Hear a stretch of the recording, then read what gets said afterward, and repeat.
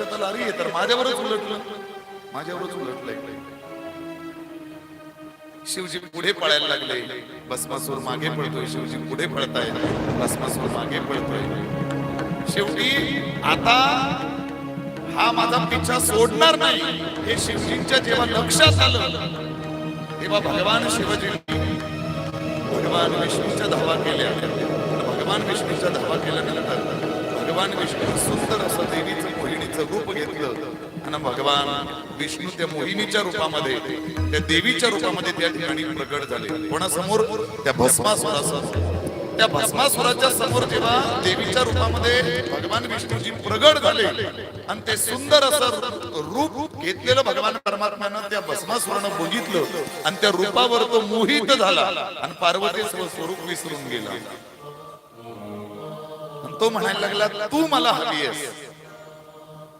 त्या मोहिनीच्या रूपातील त्या देवीच्या रूपातील भगवान विष्णूजी सांगतायत मी तुझी व्हायला तयार आहे, पण मी जे सांगेल तसं तुला आणि करायचंय. ठीक आहे म्हणले, तू सांगशील तसं मी करतो, सांगशील तसं मी करतो. काय नाही म्हणले, मी जसं जसं नृत्य करेन तसं तसं तुला काय करायचंय? नृत्य करायचंय.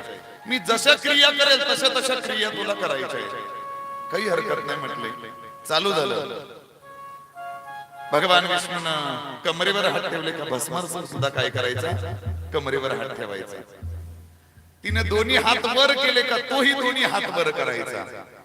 तिने दोन्ही हात आपल्या खांद्यावर ठेवले का तोही दोन्ही हात खांद्यावर ठेवायचा. देवाच्या लक्षात आलं हे आता काय झालेलं आहे, आता बरोबर माझ्या जाळ्यामध्ये आलेलं आहे. मी जशी क्रिया करते, मी जशी क्रिया करतोय तसाच बरोबर काय होतोय आणि तो सगळं करतोय. असं करता करता करता ती जशी हात करते तसा तो करतोय, जशी हात करते जसा हात वर नेतोय तसा हात वर नेतोय. असं करता करता करता करता त्याच्या लक्षात आलं, देवाच्या लक्षात आलं की आता मी जसं सांगतोय तसं ऐकतोय. पटपट भगवान विष्णूनं त्या देवीच्या रूपातील भगवान विष्णूनं आपले दोन्ही हात आपल्या स्वतःच्याच मस्तकावर ठेवले. या भस्मासुरानं मागचं पुढचं काहीच बघितलं नाही. त्या रूपाला भालल्यामुळे आणि ते मला प्राप्त व्हावं या करता आपले दोन्ही हात त्यानं काय केले? स्वतःच्याच डोक्यावर ठेवले आणि स्वतःच्याच डोक्यावर ठेवल्याबरोबर भस्मासूर जागी स्वतः जळून काय झाला? खाक झाला. आणि भस्मासुराचा वध भगवान परमात्म्याकडनं संपन्न झाला आणि भस्मासूर त्या ठिकाणी संपून गेला. म्हणून मी मगाशी वाक्य बोललो की तुम्ही किती हुशार असा, तुमच्यापेक्षा तो ईश्वर काय आहे? चतुर आहे. चतुरातू शिरोमणी गुण लावण्याची खाणी मुकुट सकळा मणी. सगळ्यांचा मुकुट मणी आहे तो ईश्वर. त्याला कुणालाच चॅलेंज करता येत नाही. त्याच्या पुढे आजपर्यंत कुणाला जाता आलं नाही आणि याही पुढे त्याला कुणाला काय करता येणार नाही, त्याच्या पुढे जाता येणार नाही. अगदी तोच भस्मासूर 2 मिनिटं आपण स्टेजवर बोलूया. त्याच विष्णूला देवीच्या रूपामध्ये आपण स्टेजवर बोलूया आणि त्याच महादेवाला आपण काय करूया?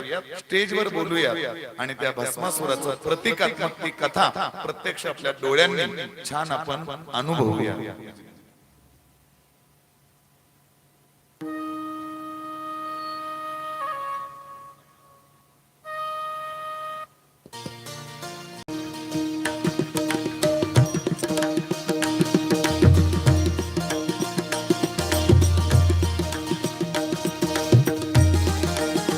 भस्मासुराचं या ठिकाणी आगमन होत आहे.